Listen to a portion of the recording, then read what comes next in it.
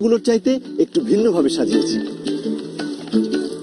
এই সপ্তাহে আমরা এসেছি বাংলাদেশের দক্ষিণ পশ্চিমে, যেখানে এরকম শীতকাল ছাড়া বছরের প্রায় পুরোটা সময় বিশাল একটা এলাকা জলাবদ্ধ থাকে। আর এই জলাবদ্ধতার কারণে তাদের শুধু দৈনন্দিন জীবনই নয়, বরং তাদের আয় রোজগার থেকে আরম্ভ করে ভবিষ্যৎ স্বপ্ন সবই ব্যাহত হচ্ছে। আর এই সমস্যার সঙ্গে খাপ খাইয়ে নিতে মানুষজন কিভাবে একসাথে কাজ করছে তা দেখার জন্য আমরা এসেছি সাতক্ষীরার তালা উপজেলায়।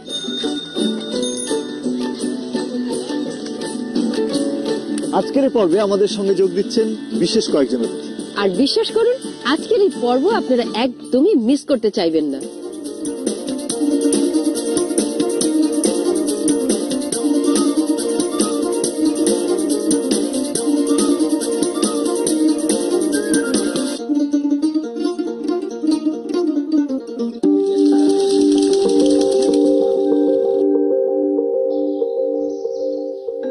সাতক্ষীরার তালা উপজেলার নারায়ণপুর নামের এই গ্রামে ভরা মৌসুমে পানির উচ্চতা বেড়ে এতদূর পর্যন্ত চলে আসে।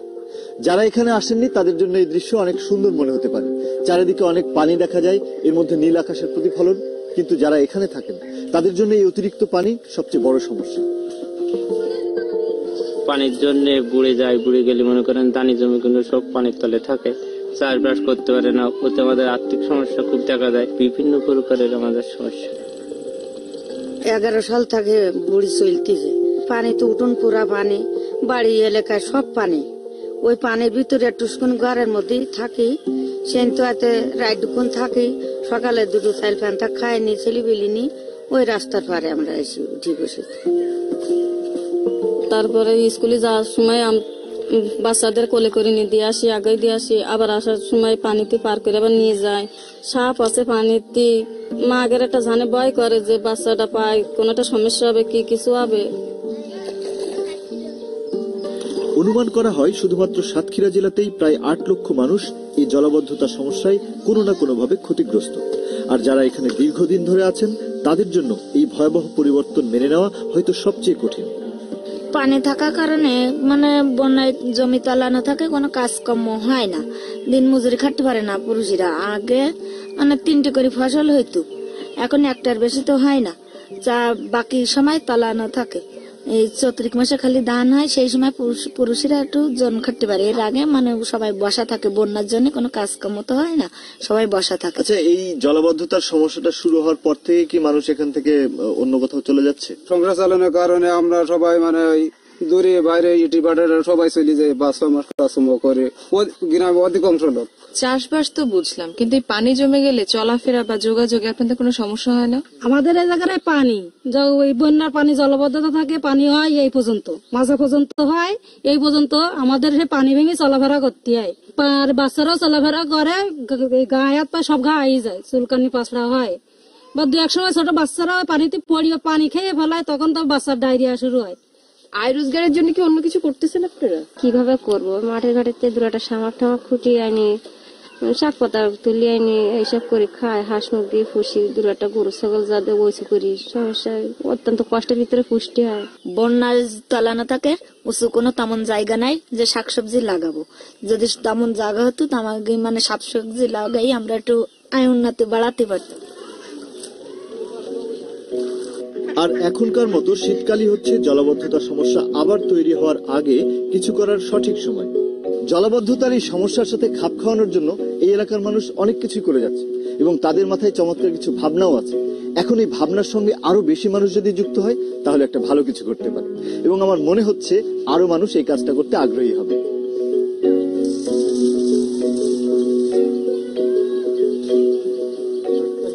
আশেপাশের উৎসাহী মানুষদের সাথে নিয়ে একটা পরিকল্পনা করার জন্য আমরা সবাই একত্রিত হয়েছি। আর এই চমৎকার ভাবনাগুলোকে বাস্তব রূপ দেওয়ার এই চেষ্টায় আমরাই পারি অনুষ্ঠানের পুরনো বন্ধু স্থপতি ফুয়াদও যোগ দিয়েছেন এই এলাকার মানুষদের সাথে। পুকুরটার পাট বেঁধে দিলে বা ঝুড়ির ভিতরে মাটি দিয়ে বসাই উঁচু করি, তার ভিতরে চারা লাগাই ওপরে মাছা করে দেবো, আর আমরা ওর পরে মানে শাকসবজি চাষ করতে পারবো। এখন বন্যার পানিতে মাছ বেরিয়ে যায়, নেট দিয়ে বা পাটা দিয়ে এটা আটকে রাখতে হবে। সকলে আমাকে সুবিধা হবে, ছেলে পেলে স্কুলে যেতে পারবো, তারপর নিজেদের চলাচলের সুবিধা হতে পারে, শাকসবজি দেখাশোনা করার জন্য সুবিধা হতে পারে। চলেন আমরা পুকুরে গিয়ে সেখানে মাপ যোগ নেওয়া শুরু করি। কোন দিক দিয়ে যাবো বাদল ভাই? যে পুকুরকে কেন্দ্র করে আমাদের সব পরিকল্পনা, সেটা লম্বায় প্রায় 80 ফুট এবং আড়াআড়ি প্রায় 67 ফুট। আর আমরা সবাই মিলে এই জায়গাটাকে ব্যবহারের সবচেয়ে কার্যকরী উপায় বের করার চেষ্টা করছি। যেহেতু আপনার পুকুরটা সবাই মিলে ব্যবহার করেন, আপনারা আমাদেরকে যা যা বলেছেন সেটার সাপেক্ষে আমরা একটা পুকুর কেন্দ্রিক পরিকল্পনা করার চেষ্টা করেছি। এইটাকে মাটি শক্ত করে এরপর আমরা পাটা দিয়ে এখানে একটা বেড়ার মতো করতে পারি। পুকুরে বার বাইরে দিলে আমাদের যাওয়া আসার সুবিধা হবে, আর মাছগুলো আটকানো থাকবে, আমাদের রাখার পক্ষে সুবিধা হবে। শাকসবজি যেহেতু এখন চাষ করা যাচ্ছে না, মাঝখান থেকে আমরা যদি এখানে লাউ বা অন্যান্য যেসব ফসল আছে সেটা চাষ করতে পারি। আমি করছি এই যে প্ল্যানটা কি এইভাবেই হবে না চারপাশ দিয়ে হবে? পুকুরের চারপাশ ঘিরেই এই বেড়াটা হবে এবং এই মাছগুলো পুকুরের কিনারা কর্নার গুলোতে যে আসবে। এগুলো আমরা তো সবসময় বাজার থেকে কিনে এনে ছেলেপেলেকে খাওয়াতে পারি না। আমাদের নিজেদের আঙিনায় থাকলে এগুলো ইচ্ছা মতো তুলে আমাদের বাচ্চাকে খাওয়াতে পারবো। মাছ চাষ থেকে শুরু করে এর যে ব্যবস্থাপনা, তারপর এক জায়গা থেকে এক জায়গায় যাওয়া, সেই সাথে হচ্ছে যাতে করে যখন সব ডুবে যাবে এটা খুব বিপজ্জনক হয়ে যায় বাচ্চাদের জন্য। কেউ যদি না দেখে যায় সে ডুবে যেতে পারে। সেটা চিন্তা করে পুকুরের এপার থেকে আরেক পার পর্যন্ত একটা সাঁকো চিন্তা ভাবনা করা হয়েছে এখানে। তাহলে চলেন আমরা কাজটা শুরু করে দেই।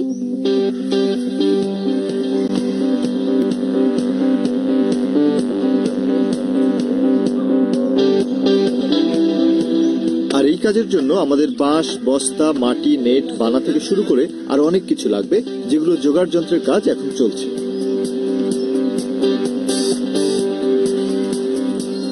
আমরা যে কাজটা করছি সেটা খুব সুন্দরভাবে এগিয়ে নিয়ে যাওয়ার জন্য সবাই ছোট ছোট দলে ভাগ হয়ে কাজ করছে। আমরা কাজ করছি বাঁশের এই বানা নিয়ে, যেটা পুকুরের চারপাশে ঘেরা দেওয়ার কাজ করা হবে। খুঁটি এবং মাচার জন্য বাঁশ দিয়ে কাজ করছে কেউ, আবার পুকুরের পাড়ে যে মাটি দেওয়া হবে সেই মাটিগুলো এক জায়গায় জড়ো করছে সবাই। আর এই কাজগুলো এগিয়ে নেওয়ার ফাঁকে পুরো প্রক্রিয়াটা একবার দেখে নিন। একই পুকুরকে মাছ চাষ, সবজি ফলানো ও হাঁস চাষের উপযুক্ত করার জন্য আমাদের যা যা করতে হবে তা হলো, প্রথমেই পুকুরের চারপাশে বাঁশের খুঁটি পুঁতে তারপর কঞ্চির বেড়া দিয়ে ঘিরে ফেলতে হবে। তার বাইরে নেট দিতে হবে। এতে বন্যার সময় পানি বেড়ে গিয়ে পুকুর থেকে অতিরিক্ত পানি বের হলেও মাছ ভিতরেই থাকবে। এরপর বেড়া এবং নেটের বাইরের দিকে বস্তায় মাটি ভরে তা দিয়ে পুকুরের পাড় একটু সুরক্ষিত করতে হবে। এর ফলে বৃষ্টি বা বন্যার সময় পাড়ের মাটি ভেঙে যাওয়ার সম্ভাবনা কম থাকে। যেহেতু এই এলাকায় চাষযোগ্য মাটি কম, তাই সবজি চাষের জন্য পুকুরের চার কোনায় বাঁশ এবং কঞ্চি দিয়ে 4টি মাচা বানাতে হবে। এ সময় খেয়াল রাখতে হবে যেন মাচার উচ্চতা বন্যার পানির সর্বোচ্চ উচ্চতা থেকে বেশি থাকে। এরপর মাচায় ড্রাম বা মাটির পাত্রতে মাটি এবং জৈব সার দিয়ে তাতে সবজি ফলানো যেতে পারে। এক মাচা থেকে আরেক মাচা পর্যন্ত জাল টেনে দিলে লাউ, শিম জাতীয় লতানো সবজিগুলো আরো বেশি জায়গা জুড়ে ফলার সুযোগ পাবে। হাঁসের জন্য যে কোনো এক কোনায় কাঠ দিয়ে সর্বোচ্চ বন্যা সীমার চেয়ে উঁচু একটি ঘরের কাঠামো তৈরি করতে হবে। বাঁশের কঞ্চির বেড়া ও নেট দিয়ে চারদিকে ঘিরে দিতে হবে এবং উপরে টিন বা চালা দিয়ে ছাউনি দিতে হবে। খেয়াল রাখতে হবে যেন এতে যথেষ্ট আলো বাতাস ঢুকতে পারে। যেহেতু বন্যার সময় এখানে চলাচল একটি বড় সমস্যা, তাই পুকুরের মাঝ বরাবর একটি বাঁশের সাঁকো আমরা তৈরি করব। এছাড়া মাছ, সবজি এবং হাঁসের নিয়মিত দেখাশোনা করার কাজেও এই সাঁকো কাজে লাগবে।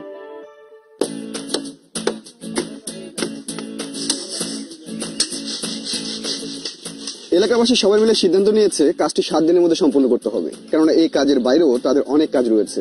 আর এছাড়া বছরে এই এলাকাটি প্রায় 6 থেকে 9 মাস পানির নিচে ডুবে থাকে, আর তাই শীতকালই এই কাজটি করার একমাত্র উপযুক্ত সময়। খুঁটি দেওয়া, মাচা বানানো, বেড়া দেওয়া, খামার বানানো, এই কাজের জন্য বাঁশের বেশি প্রয়োজন, যে কারণে আমরা বাঁশ দিয়ে খুব তাড়াতাড়ি প্রস্তুত করতেছি। পুকুর নিয়ে যে ধরনের কাজ আমরা শুরু করেছি, এ ধরনের কাজ বাংলাদেশের প্রায় সব জায়গাতেই করা যেতে পারে, কারণ এ ধরনের ছোট পুকুর বা জলাশয় বাংলাদেশের প্রায় প্রতিটি এলাকাতেই আছে। এই কাজটা করার আমাদের মূল উদ্দেশ্য হচ্ছে একটি জায়গাকে অনেকভাবে ব্যবহার করা। আর এই কাজ করতে আমাদের যে উপকরণগুলো দরকার সেগুলো আমরা আমাদের বাড়ির চারপাশ থেকে খুব সহজেই সংগ্রহ করে ফেলতে পারি।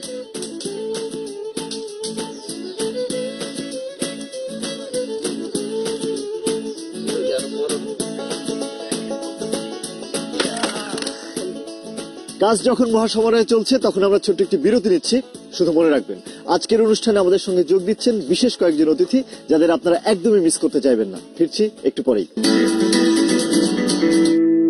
আমরা আছি সাতক্ষীরার তালা উপজেলার নারায়ণপুর গ্রামে, যেখানে একটি পুকুরে মাছ এবং সবজি চাষ ও হাঁস পালনের জন্য গ্রামবাসীরা একসাথে কাজ করছে। আর আপনারা যখন বিরতিতে ছিলেন তখন দীপান্বিতা বেরিয়েছে এই জলাবদ্ধতার সমস্যা সম্পর্কে আরো ভালো করে জানতে।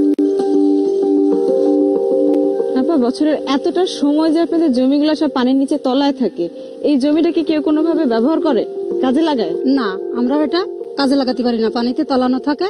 বাইরের এলাকার লোক এসে ওই জমির পরিমাণ আমাদের কিছু টাকা দিয়ে ওইখানে মাছ চাষ করে। এই শীতকাল আসলে তারা মেশিন দিয়ে সেচে পানি নিষ্কাশন করে দেয়, আমরা একটা ফসল করতে পারি। আর এই সময় এই আসলে, শীতের সময় আসলে আমাদের বাচ্চারা নিজের ক্লাসে বসে ক্লাস করতে পারে। মানে বুঝলাম না, মানে নিজের ক্লাসে বসে মানে বছরের অন্যান্য সময় কি ওরা নিজেদের ক্লাসে বসে ক্লাস করে না? না, 4 থেকে 5 মাস ওদের স্কুলটা তলানো থাকে। এর কারণে আমরা বাসা মতো বানাই, সেখানে ত্রিফল নেছে বাচ্চাদের ক্লাস করে। আপা, আপনাদের পানি নিয়ে এত সমস্যা, কিন্তু আপনাদের পাশেই তো নদী, এই আপনাদের জমা পানিগুলো নদীতে চলে যায় না? না, যে কোনো সময় নদীর পানিটা উঁচু থাকে, ভিতরে উঁচু থাকে, খালের মধ্যে ঢোকে, তার কারণে এখানে বাদ দেওয়া হয়। আর ঘের বেড়ি করার জন্য পানি জমা থাকে। শীতকাল আসলে নদীর পানি কমে যায়, তখন আমরা এই বাঁধটা কেটে দিই, খালের পানি নদীতে বেড়ে যায়। এই যে এদিক দিয়ে হচ্ছে নদীতে চলে যায়।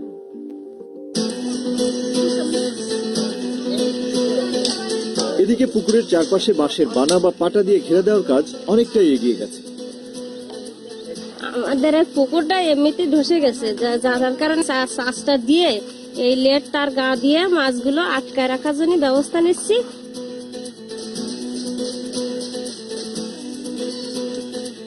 এই কাজগুলো কঠিন না হলেও পুকুরের আয়তনের জন্যই আমাদের কাজ আগাতে অনেক সময় লাগছে। তাই নেট দেওয়ার সাথে সাথে আমরা মাটি ভর্তি বস্তা ফেলার কাজও শুরু করে দিয়েছি। এই বানা অথবা বাঁশের চটা তার উপরেই দেওয়ার কথা ছিল মাটি ভর্তি বস্তাগুলো। পরবর্তীতে মাটির বস্তা এপারে দেওয়া হয়েছে এই কারণে যাতে বানাগুলো শক্তিশালী থাকে। আর পাশাপাশি পুকুরের চারপাশে এই ছোট বড় যে গর্তগুলো রয়েছে, এই গর্তগুলোতে মাটির বস্তা দিয়ে সমান করে দেওয়া হবে, যাতে করে পুকুরের চারপাশ সুরক্ষিত থাকে। আমাদের পুকুরের 3 সাইডে বাঁশের খুঁটি বা নেট বাঁধা হয়েছে এবং মাটির বস্তা দিয়ে সারা করা হয়ে গেছে। এর সাথে আমরা আমাদের প্রথম মাছের কাজও শুরু করে দিয়েছি, কিন্তু দিন প্রায় শেষ। তবে আজকে কাজের যে গতি, এভাবে যদি আমরা প্রতিদিন কাজটা এগিয়ে নিতে পারি, তাহলে আমরা ঠিক সময় মতো কাজটা শেষ করে ফেলতে পারবো।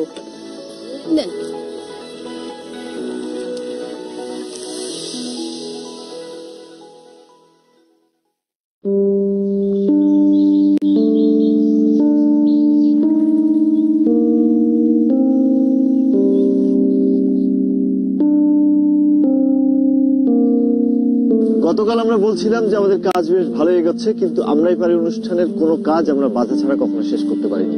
এবং যথারীতি সকাল থেকে প্রচন্ড ঠান্ডা এবং কুয়াশা, এই ঠান্ডার মধ্যে পুকুরের ঠান্ডা পানিতে নেমে কাজ কতটা এগোনো যাবে ঠিক বলা যাচ্ছে না। কাজের অবস্থা এখানে খুব ঘন কুয়াশা, এর জন্য লোকজন মানে দেখাই মুশকিল লেগে যাচ্ছে। এই ঠান্ডায় কুয়াশায় লোকে শীত লেগেছে বলে লোকে পানিতে লাভ দিয়ে পাইতেছে না। আমাকে এখনো বাকি আছে, বান বাকি আছে, সাঁকু বাকি আছে, খামারের ওই এডি বাকি আছে। তবে এই প্রচন্ড ঠান্ডার মধ্যে আমরা আমাদের দ্বিতীয় এবং তৃতীয় মাচার কাজ শুরু করে দিয়েছি। আর সূর্যের দেখা মিলতেই কয়েকজন সাহস করে ঠান্ডা পানিতে নেমে গেছেন সাঁকোর কাজ শুরু করার জন্য। কিন্তু পুকুরের এক পাড়ের বেড়ার কাজ এখনো বাকি। এই সাইডটা আমাদের একটু আঁকা বাঁকা আছে, আঁকা বাঁকা সোজা করার জন্য এখন পাটা দিয়ে আমাদের এই কাজটা নেট দিয়ে আমরা শেষ নামাবো। আর তার জন্য বাঁশের কঞ্চি আর বাঁশ দিয়ে বানানো এই বেড়াটা আমরা প্রথমে খুঁটির সঙ্গে আটকে দেব, তার নিচে বাঁশের বানা দেব এবং তারপরে এই নেট দিয়ে দেব। বাঁশের বানাটা কিন্তু এই বেড়ার সঙ্গে আটকে থাকবে আর মাছের ঘেরটাও বেঁচে যাবে।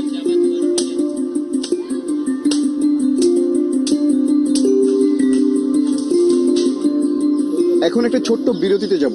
বিরতি থেকে ফিরে এসে এখানে যে মানুষগুলো কাজ করছে সেই মানুষগুলোকে উৎসাহ দেওয়ার জন্য আমরা বিশেষ কয়েকজন অতিথিকে আমন্ত্রণ জানিয়েছি, আপনারাও দেখতে ভুলবেন না।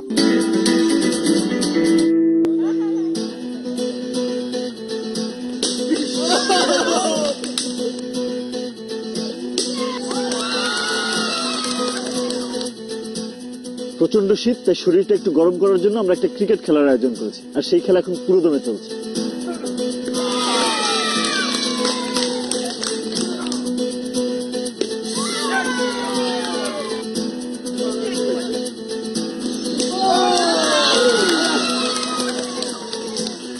সারাদিন ক্রিকেট খেলা হবে, এখন অনেক কাজ বাকি। এই এলাকার মানুষদের কাজে উৎসাহ দেওয়ার জন্য আমরা বাংলাদেশ জাতীয় ক্রিকেট দলের 4 জন স্টার খেলোয়াড়কে আমন্ত্রণ জানিয়েছি এবং তারাও মহা উৎসাহে আমাদের সাথে যোগ দিয়েছে।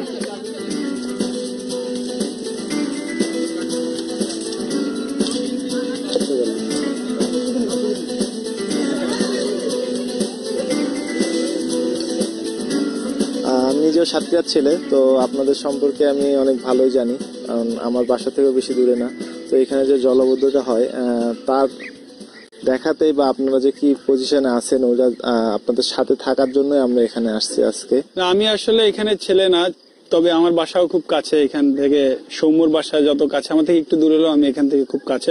যেটা শুনতে যাচ্ছিলাম যে এখানে যখন মানে বছরে প্রায় 6 থেকে 8 মাস যখন পানি নিচে থাকেন কিভাবে এই বাসায়? এই জায়গায় যত সময় বন্যা মানে যত সময় থাকা যায় তত সময় আমরা এখানে থাকি। যখন আর থাকার পরিবেশ থাকে না তখন আমরা রাস্তায় চলে যাই বা কোনো আশ্রয় কেন্দ্রে চলে যাই, স্কুলে চলে যাই। সেখানে যাই আমরা 4 থেকে 5 মাস সেখানে কাটাই আসি। পানি একটু নিচে নেমে গেলে বাড়ি বাবার বাসায় চলে আসি। তখন বাচ্চারা পানিতে ডুবার ভয় থাকে বা পানিতে পড়ে যায়, ওই পানি খায়, ডায়রিয়া হয়, পানিতে বেড়ালি সমস্ত গায়ে ঘা পাচড়া হয়, রান্না খাওয়ার জায়গা থাকে না। তা বাদে নিজেরা চলাফেরা করতে পারিনি, রাত বিরাত রাত্রি বা দিন মানে যে কোনো সময় সাপে কামড়ায়, বাচ্চাদের কামড়ায় বা আমার নিজেদের কামড়ায়। আমি এত ডিটেলস জানতাম না যে আসলে আপনারা এত মানে প্রতিকূলতার ভেতর দিয়েও থাকেন। আসলে আমি সহানুভূতির জন্য এখানে আসিনি, আমি আসছি আসলে আপনারা যেভাবে কঠিন কাজ করে টিকে আছেন, হয়তোবা আমরাও আমাদের মতো করে আমাদের জীবনে কঠিন সময় আসলে এভাবে টিকে থাকতে পারবো। আসলে যে আপনারা পুকুরটা নিয়ে কাজ করতেছেন, আসলে এটা কি, আপনারা কি জন্য করছেন বা এটার কি, এর পিছে কি আছে, এটা কিছু বলবেন? আমাদের পুকুরে বন্যা আসলে তলায় যায়, মাছ ভেসে যায়, সেজন্য আমরা চাষ নেট বাড়ি দিয়ে চারিবাড়ি ঘিরে মাছের চাষ করব এবং হাঁসের খামার করব, আর তার উপরে সবজির চাষ করব। সবকিছুই সম্ভব যদি জনমত আর জনবল থাকে। আপনারা একসঙ্গে কাজ করছেন, আমরা ক্রিকেট খেলি একসঙ্গে হয়ে, আমরা অনেক কিছু শিখবো এবং আমরা চেষ্টা করবো আপনাদের পাশে থাকার জন্য। আর আপনারা যে 9টা ফ্যামিলি মিলে কাজ করতেছেন অবশ্যই, আর আমাদের 4 জন আসছে, আমাদেরও 8টা হাত আসছে, অবশ্যই আমরা এটা দিয়ে আপনাদেরকে সাহায্য করবো। আপনাদের সব কথাই তো শুনলাম আমরা, এখন চলেন আমরা কাজ শুরু করে দিই।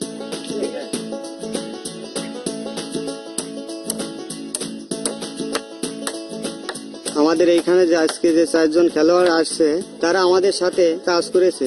আমরাও জীবনেও কল্পনা করতে পারি না যে এত বড় খেলোয়াড় আমাদের এইখানে আসবে।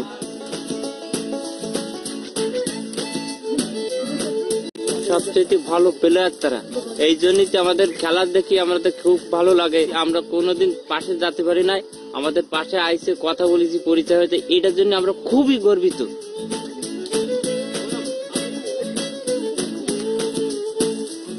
এখানে এসে হয়তোবা পরিবেশ দেখে বুঝতে পারছি যে কিছুটা যে আসলে ওনারা কিসের ভেতর দিয়ে প্রায় 8 থেকে 9টা মাস ওনারা বছরের পার করে। সো বিষয় আছে যে একা একা অনেক কিছু করা যায় না, যেটা সবাই মিলে একসাথে করা যায়। সো এই উদ্যোগটা অবশ্যই আমার খুব ভালো লাগছে। তো আসলে দেখে মানে অনেকটা মানে খারাপ লাগতেছে যে আসলে ওনারা এত দুর্যোগের মধ্যে থাকে, তারপরে যে ওনারা এত কাজ করতেছে 9টা ফ্যামিলি মিলে, তাদের সঙ্গে আমরা একটু হাত যে কাজ করছি, এটার জন্য আসলে আমার নিজের কাছে অনেক ভালো লাগছে। তারা যেভাবে আগাচ্ছে, যা কাজ করছে, যে তারা নিজেরা কিভাবে ইমপ্রুভ করতে পারে, তারা যদি এভাবে কন্টিনিউ করতে পারে, আমার কাছে মনে হয় যে তারা কোথাও ঠেকবে না আর কি।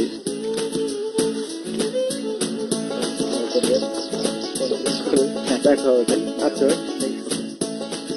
যে 4 জন ক্রিকেটার এসে আজকে আমাদের এই কাজে যোগ দিয়েছেন তারা আসলে বাংলাদেশকে সারা পৃথিবীর কাছে তুলে ধরছেন খুবই ইতিবাচক ভাবে, এবং তারা এসে যখন এই কাজে আমাদের সঙ্গে হাত দিয়েছেন, এটা আসলে শুধু মানুষগুলোর জন্য না, সবার জন্য আসলে খুবই অনুপ্রেরণার একটা বিষয়, আর এটা আসলে কখনোই ভোলা যাবে না।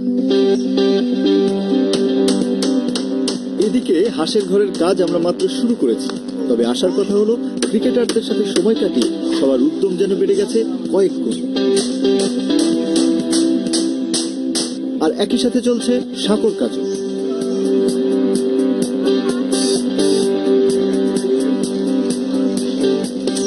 পুকুরের ধারে সবজি চাষের জন্য আমরা ড্রাম ব্যবহার করছি।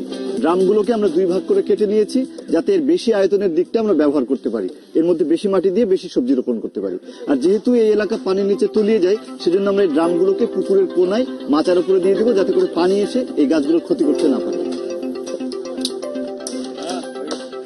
আর এই সব কাজ এগিয়ে নিতে নিতে আমাদের আজকের দিনও প্রায় শেষ।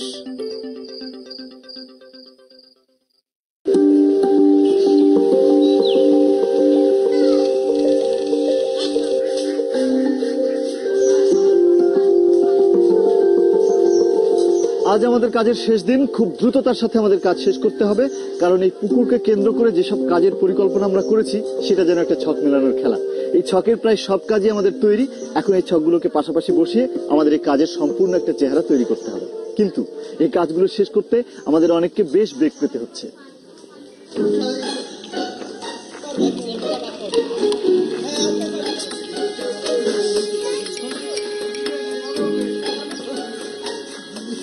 সাঁকো নিয়ে কিছু অনিশ্চয়তা থাকলেও আমাদের হাঁসের ঘর কিন্তু প্রায় তৈরি।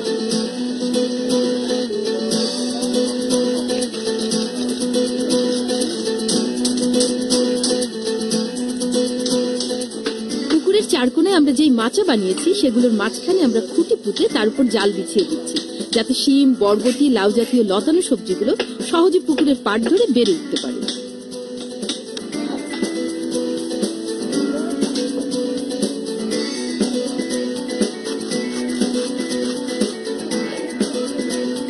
সাঁকো নিয়ে আমাদের অনিশ্চয়তা শেষ করে আমরা আমাদের কাজ পুরোদমে এগিয়ে নিয়ে যাচ্ছি, আর অল্প কিছু কাজ বাকি।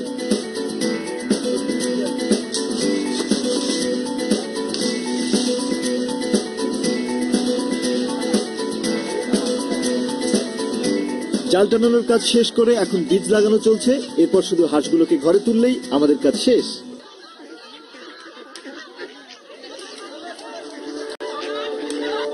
জলাবদ্ধতার সমস্যা সমাধানে মাত্র 7 দিনে এখানকার 9টি পরিবার একসাথে কাজ করে এই পুকুরের চেহারাই পাল্টে দিয়েছেন।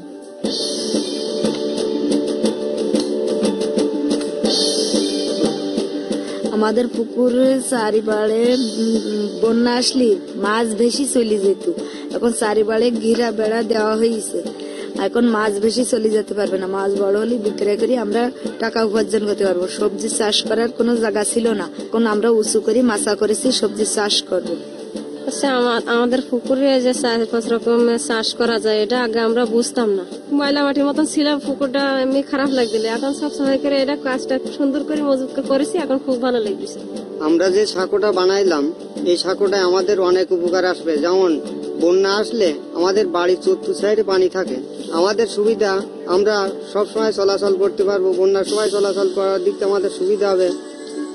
যে পুকুরের কাজটা এটা তো একা করা সম্ভব হচ্ছিল না। সবাই সংসারে তো 2 জন করে থেকে এই কাজটা করি গুছাই নিছি, এটা খুব সুন্দর লাগতেছে এখন। কিন্তু এইভাবে যদি আমরা চালাই যাই তাহলে আমাদের ভবিষ্যতে সে আরো ভালো হবে বা আমাদের আরো উন্নতির দিকে যাবে। সাতক্ষীরার টালা উপজেলার নারায়ণপুর গ্রামের এইসব অসাধারণ মানুষেরা আরেকবার প্রমাণ করেছে আমরাই পারি। এই পর্বের মধ্য দিয়েই আমরাই পারি অনুষ্ঠানের যাত্রা শেষ হচ্ছে। এই অনুষ্ঠান করতে গিয়ে বাংলাদেশের বিভিন্ন এলাকার মানুষের শত প্রতিকূলতার ভেতরেও একসাথে কাজ করে ঘুরে দাঁড়ানোর অসংখ্য এবং অসাধারণ সব গল্প আমরা জানতে পেরেছি, যার কিছু উদাহরণ আমরা আপনাদের সামনে তুলে ধরার চেষ্টা করেছি, যা সত্যি আমাদেরকে ভীষণভাবে অনুপ্রাণিত করেছে। আর এইসব মানুষেরা বারবার এটাই প্রমাণ করেছে আমরাই পারি। আমরাই পারি অনুষ্ঠানটি ফেসবুকে লাইক দিতে ভুলবেন না।